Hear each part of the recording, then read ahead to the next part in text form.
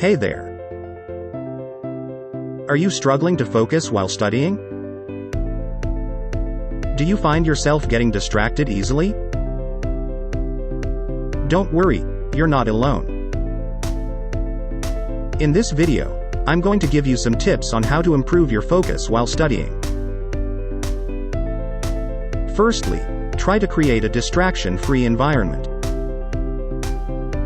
Put away your phone and any other devices that may distract you.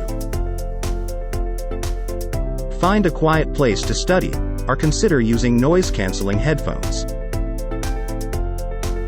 Staying hydrated is also important for focus. Make sure you drink enough water throughout the day to keep your brain functioning at its best. Another great way to improve focus is by taking breaks.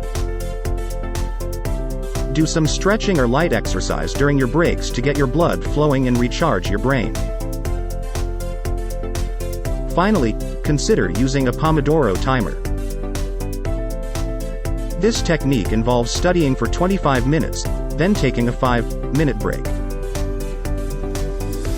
Repeat this cycle 4 times, and then take a longer break. This method can help you stay focused and productive. So there you have it, some tips on how to improve your focus while studying.